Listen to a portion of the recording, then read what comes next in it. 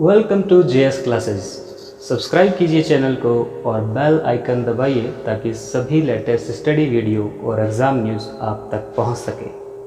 Hello friends, welcome to JS classes और मैं हूं नीरज। तो आज आपके लिए जो वीडियो लेके आए हैं उसमें हम डिस्कस करेंगे 2016 की वैकेंसी का 2018 की वैकेंसी के साथ एक कंपैरिजन करेंगे, जिसमें हम आरएएस, आरपीएस और आरटीएस की रैंक देखेंगे कि 2016 में आरएएस से कितने पद थे और कहां तक रैंक मिली। तो इससे हमें अंदाज़ा हो जाएगा कि 2018 में कहां तक मिलने वाली है आरएएस, आरपीएस और आरटीएस की रैंक। तीनों का विश्लेषण केवल इसी वीडियो में करेंगे।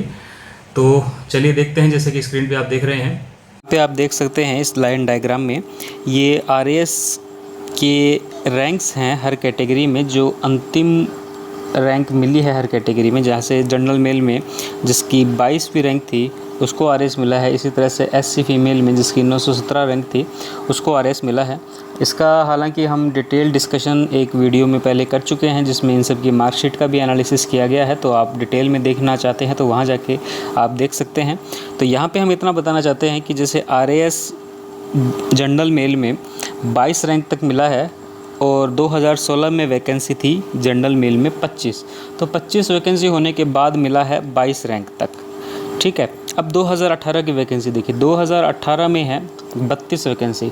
तो ये तो एक जाहिर सी बात है कि अब आरएएस की जो रैंक है वो 22 रैंक से ज़्यादा पीछे रैंक तक मिल सकती है। और ये कितनी पीछे तक मिल सकती है, तो देखिए जो फ़र्क है इस बार वैकेंसी का वो 7 का फ़र्क है। और 7 का फ़र्क मतलब ये होता है कि सातों के सातों पोस्ट जनरल की नहीं होती, इसमें रोस्टर भी लग जाता है।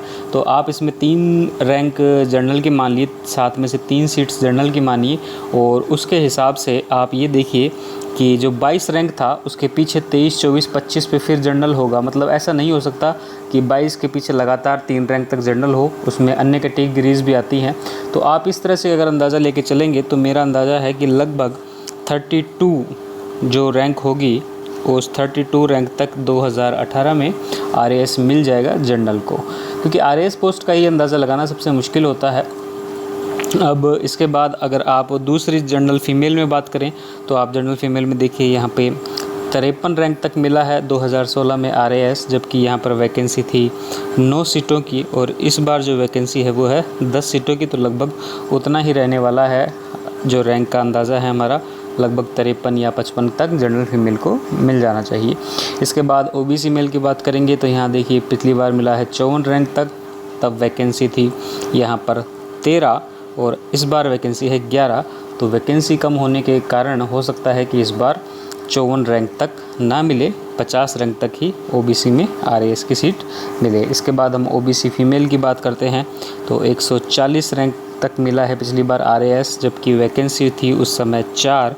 2018 में वैकेंसी है 4, तो लगभग हो सकता है कि यहीं इसी के आसपास ओबीसी फीमेल में आरएएस की सीट मिले। इसी तरह एसटी मेल में 319, जबकि वैकेंसी थी एसटी मेल में 9 और 2018 में एसटी मेल की वैकेंसी है 4। तो ये वैकेंसीज आधी हो गई हैं। तो यहाँ पर ये बहुत बड़ा फ़र्क आने वाला है मेरे हिसाब से। 319 तक जब मिला था 2016 में, तो इस बार शायद 250 के आसपास ही मिल पाए, या 250 भी मिल सकता है।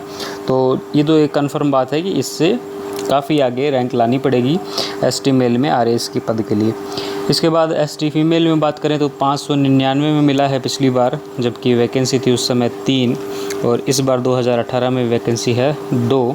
तो इस बार भी हमें देखना पड़ेगा कि 599 से थोड़ा सा आगे, लगभग 570-60 इस पर आरएएस की सीट मिल जाएगी। इसी तरह एससी मेल में 768 पे मिला है, जबकि वैकेंसी थी उस समय 13 और इस बार वैकेंसी है सिर्फ 5। तो ये बहुत बड़ा फ़र्क आने वाला है एससी मेल के लिए भी, एसटी मेल की तरह ही, कि यहाँ पर इस बार आरएएस की रैंक लेने के लिए काफ़ी ज़्यादा आगे जाना पड़ेगा। रैंक से 768 है तो लगभग मेरे हिसाब से 600 तक जाना पड़ेगा अगर आरएएस की सीट चाहिए तो। उसके बाद करें एससी फीमेल में 917 तक मिला है 2016 में, जबकि उस समय वैकेंसी थी 5। अब 2018 में वैकेंसी है 3, तो इनको भी रैंक सुधारनी पड़ेगी आरएएस का पद लेने के लिए। तो ये था आरएएस की सीट का एनालिसिस। तो ये एक अंदाज़ा है, इससे आप लगा सकते हैं, हालांकि बहुत कॉम्प्लिकेटेड है।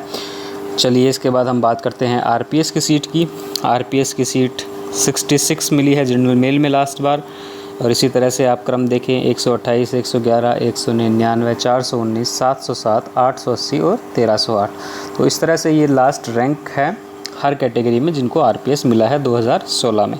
अब देखिए यहाँ पे जनरल मेल को देखिए, 66 रैंक जो अंतिम थी जनरल मेल में उसको आरपीएस मिला है, जबकि उस समय जो वैकेंसी थी जनरल मेल में वो थी यहाँ पर 25। तो 2016 में सेम सीट थी, 25 सीट थी, इसीलिए यहाँ पर मिल पाया है। और 2018 की अगर आरपीएस में देखें तो इस बार जनरल मेल में है 17 सीट। तो यहाँ पर इस बार ये हो सकता है कि इतनी हाई रैंक तक ना मिले, 50 तक ही मिल पाए जनरल को आरपीएस। इसके बाद जनरल फीमेल में बात करते हैं, पिछली बार मिला है 128 तक, और जबकि उस समय वैकेंसी थी यहाँ पर 10 और 2018 में यहाँ पर वैकेंसी है 6। तो यहाँ पर भी नहीं मिल पाएगा मेरे हिसाब से 128 रैंक तक आरपीएस, अंडर 100 में ही ख़त्म हो जाएगा।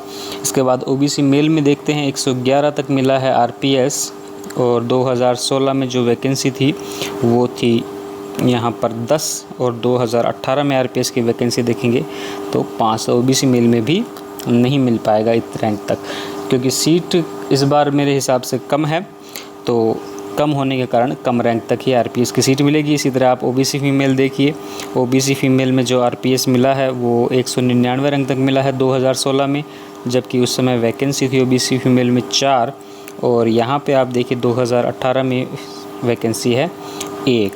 तो यहाँ भी एक वैकेंसी है तो बहुत मुश्किल हो जाता है, तो रैंक को काफ़ी सुधारना पड़ेगा। इसी तरह से अगर हम एसटी मेल की बात करें तो यहाँ पे जो 2016 में 419 तक मिला है आरपीएस की, जबकि उस समय जो वैकेंसी थी एसटी मेल में वो थी 6। और 2018 में बात करें तो यहाँ पे वैकेंसी रह गई है आधी 3, तो ये भी काफ़ी मुश्किल काम हो जाता है। इसके बाद हम बात करें आरपीएस में एसटी फीमेल की, तो लास्ट बार 707 तक मिला है, और उस समय जो वैकेंसी थी वो थी 2, और 2018 में बात करें तो वैकेंसी रह गई है 1। तो इसी तरह देखिए एससी मेल में 880 तक मिला है 2016 में, जबकि 2016 में आरपीएस की जो वैकेंसी थी वो थी 7, और 2018 में आरपीएस की वैकेंसी 0 है कैटेगरी में, तो वो ये भी काफ़ी मुश्किल चांसेस हैं। और यहाँ पर देखें एससी फीमेल में तो यहाँ मिला है 1308 तक 2016 में, जबकि वैकेंसी थी उस समय 3। और यहाँ पर आप देखें इस बार 2018 में आरपीएस की सीट है 0 कैटेगरी में, तो ये भी काफ़ी मुश्किल काम हो जाता है। तो ये एनालिसिस है आरपीएस की सीट का, तो सब कुछ सीट्स पे डिपेंड है। अगला लास्ट हम एनालिसिस करते हैं आरटीएस की सीट के लिए। तो आरटीएस में आप देखिए कि 2016 में 277 से लेकर 1450 तक आरटीएस मिला है हर कैटेगरी में। अब जनरल की बात करें तो 277 रैंक पर अंतिम जनरल को आरटीएस मिला है, और उस समय जो सीट थी आरटीएस 2016 की वो थी 70 सीट। तो 70 सीट होने के बाद मिला है 277 तक। पर इस बार जो वैकेंसी है आरटीएस की तो वो है 45, तो सीट लगभग आधी ही रह गई हैं, और आधी रहने के कारण मुझे नहीं लगता कि वापस इतनी रैंक तक मिल पाएगा। इसी तरह जनरल फीमेल में जो आरटीएस की सीट मिली है वो 325 पर मिली है, और उस समय जो वैकेंसी थी वो थी 20, और इस समय जो वैकेंसी है 18 में वो है 12। तो आरपीएस की तरह ही आरटीएस में वैकेंसी कम होने का नुकसान होगा, तो रैंक में काफ़ी सुधार करना होगा अच्छी सीट लेने के लिए। तो इसी तरह से ओबीसी में देखें 354 पे मिला है, जबकि उस समय जो वैकेंसी थी वो थी 28, और इस समय जो वैकेंसी है वो है 19। तो लगभग 10 का सीटों का फ़र्क है, तो नहीं मिल पाएगा उतनी रैंक तक।